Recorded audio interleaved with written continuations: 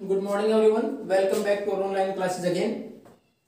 In the last class we have discussed about different trades. Host traders were there और trader guilds के हमने देखा था व्यापारिक समूह थे, अपनी खुद की पॉलिसीज बनाते थे, कारवां में चलते थे, रेट वगैरह फिक्स करने के लिए ट्रेडर्स गिल्ड्स थी और जो होस्ट ट्रेडर्स थे उनका हेडमैन होता वो उनके बदले में बार्गेनिंग करता। तो ये हमने ट्रेड के बारे में पढ़ा था। अब हमारे पास है क्राफ्ट इन टाउन्स की। क्राफ्ट किस प्रकार का था? शिल्प का काम, हाथ से जो काम होता था, अलग अलग चीजें बनाई जाती थी, किस प्रकार का था?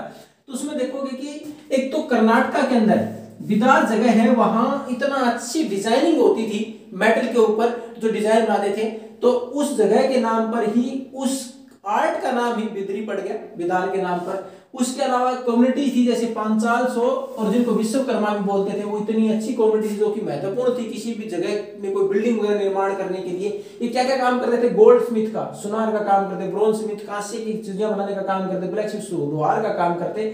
उसके साथ साथ ये और क्या काम करते? मैसन, जो हमारे मकान बनाने के राजगीर वगैरह, कारपेंटर्स जो हमारे बड़े लकड़ी का काम करने वाले, तो ये पांचाल और विश्वकर्मा थे। ये इस प्रकार के ये बहुत सारे काम जो कि महत्वपूर्ण थे मंदिर वगैरह निर्माण के लिए, महत्वपूर्ण बिल्डिंग बनाने के लिए, उसके अलावा कोई बड़े महल बनाने के लिए, टैंक बनाने के लिए, पानी के लिए, रिजर्व तालाब बावड़ी बनाने के लिए, ये बहुत ज्यादा महत्वपूर्ण थे। उसके अलावा जो वीवर्स थे वहां कपड़े का काम होता था, कॉटन वगैरह का, उनकी स्पिनिंग, डाइंग, कलरिंग एक्सेट्रा के लिए, उसके लिए सालियार और जो कई कोलार्स, ये जनजाति बहुत प्रोस्पेरस हुई, बहुत प्रसिद्ध हुई, बहुत पैसा कमाया इन्होंने, महत्वपूर्ण थे इनमें से। अब उसके बाद ये तो थे महत्वपूर्ण क्राफ्ट की, हाँ इतने प्रकार के क्राफ्ट, कौन से? गोल्ड स्मिथ का काम करना, यानी सुनार का काम भी करते थे, लोहार का काम करते, ब्रोंज की जो आइडल्स वगैरह मूर्तियां बनती थी, तो ये सारे क्या थे? क्राफ्ट थे। उसके बाद कपड़े वगैरह बनाना।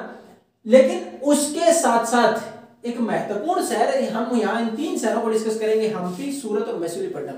तो सबसे महत्वपूर्ण शहर उस टाइम का, मिडिल पीरियड का, मध्यकाल का, उसमें से एक हम्पी। कहाँ? विजयनगर। ये कहाँ बसा हुआ है? कृष्णा और तुंगभद्रा रिवर है उनका बेसिन, उनका जो एरिया था उसके अंतर्गत आता है। और ये विजयनगर जो उस वक्त साम्राज्य था, इस शहर की स्थापना हम्पी की 1336 में इसकी स्थापना की गई थी। अब इसमें जो बिल्डिंग्स बनाए, फोर्टिफिकेशन क्या हुआ है, किलाबंदी कर रखी है, बहुत बड़े बड़े किले बना रखे हैं, लेकिन उसमें सबसे खास बात क्या है कि कोई चूना पत्थर का इस्तेमाल, कोई सीमेंट का इस्तेमाल नहीं किया गया, केवल जो ब्रिक्स बना रखे इंटरलॉकिंग के द्वारा इतना मजबूत बना रखा है। इंटरलॉकिंग से एक महत्वपूर्ण डिजाइनिंग की गई है, इतनी अच्छी आर्कियोलॉजिकल स्टाइल है उसकी कि उसके अंदर बिना किसी चूना पत्थर सीमेंट के उसको इतना शानदार बना रखा है इंटरलॉकिंग के द्वारा। फिर बिल्डिंग्स है, उसमें भी कई प्रकार की शेप, जैसे हमारे पास आर्चीज आप देखते हो कि ये जो शेप है, जो दरवाजे वगैरह पर देखते हैं, जिसको हम मैथ में आर्च बोलते हैं, वैसे ही। उसके अलावा डोम शेप, किसी भी बिल्डिंग के ऊपर का हिस्सा राउंड बना देना, जैसे ये नीचे बिल्डिंग है उसके ऊपर की डोम शेप है ये, इस प्रकार की इमारतें भी वहां है। उसके बाद पिलर्ड होल, कि जैसे हमारे मंदिरों वगैरह में होता है कि यहाँ नीचे पिलर बना रखे एक के बाद एक, और उसके ऊपर ये इस प्रकार हमारे पास बड़ा सा होल बना रखा है। तो ये इस प्रकार की वहां बिल्डिंगों का निर्माण किया गया है एमपी के अंदर। और इसमें देखा कि रूइन से किससे पता चला कि रूइंस का तो बर्बाद होना, टूट जाना। आज आर्कियोलॉजिकल जब सर्वे किया गया था उसके दौरान ये सारी चीजें मिली हैं, किस प्रकार की वहां व्यवस्थाएं, किस प्रकार की बिल्डिंग्स वहां बनी हुई थी। अब उसके साथ साथ वहां और किन चीजों का निर्माण किया हुआ था? उसके साथ साथ वहां ऑर्चर्ड्स और प्लेजर गार्डन्स। ऑर्चर्ड्स क्या होते हैं?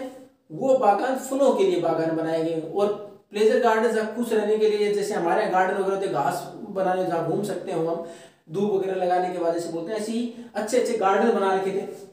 और 15-16 सेंचुरी में तो ये महत्वपूर्ण केंद्र बन गया था किसका? व्यापार के लिए, कॉमर्शियल एक्टिविटीज, जहाँ से हमारे पास पुर्तगीज भी थे, हमारे यहाँ के मुस्लिम जो व्यापारी थे वो भी शामिल थे, तो ये महत्वपूर्ण केंद्र था व्यापार का। उसके साथ साथ यहाँ कुछ कल्चरल एक्टिविटीज, और कल्चरल एक्टिविटीज का मुख्य केंद्र कौन सा होता था उस टाइम पर? कल्चरल एक्टिविटीज का मुख्य केंद्र उस टाइम होता था टेम्पल्स, मंदिर।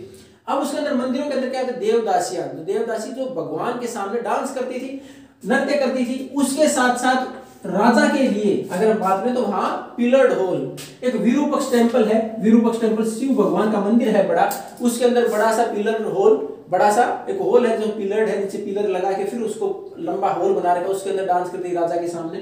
तो ये सारा कल्चरल एक्टिविटीज का एक महत्वपूर्ण केंद्र था, सबसे महत्वपूर्ण केंद्र था मंदिर।